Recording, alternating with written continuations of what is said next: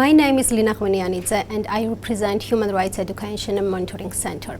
This statement addressing to the special need to protect social and economic rights in Georgia has been jointly prepared by EMC, PHR and GAILA.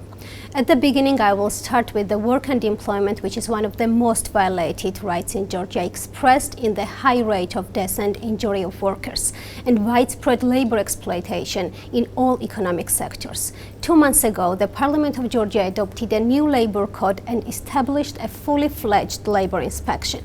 Despite these positive changes, labor legislation still does not contain a minimum basic labor guarantees, and labor inspection is characterized by a massive shortage of resources.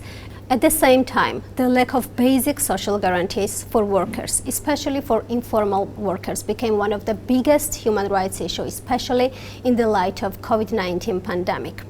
There is no real minimum wage in the country. We don't have unemployment benefit or insurance schemes.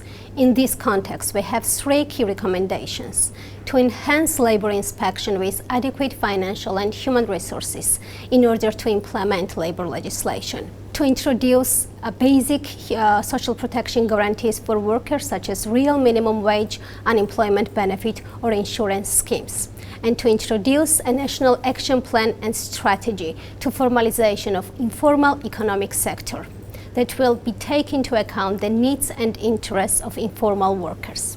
Now I will move to the right to housing, which is one of the most problematic issues in the country. Despite the scope of the problem, there is no any strategy, action plan, coordination mechanism, or proper legislation to fight against homelessness. And this hard situation is even complicated by the massive lack of social and housing services. Every year, hundreds of Georgian families face eviction. In addition, there is no proper legislation on evictions which will take into account even basic standards of the right to housing. During the pandemic, the government of Georgia declared a national moratorium on evictions, which was a positive step.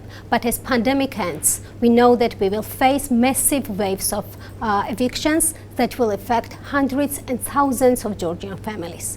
With this in mind, we have 3 main recommendations: to elaborate a national strategy and action plan to cope with the homelessness that will take into account the needs and interests of homeless population of Georgia; to elaborate a new legislation on evictions which will take into account the basic international standards of the right to housing; and to expand national moratorium on evictions beyond the end of the pandemic till the new legislation on evictions enter into force.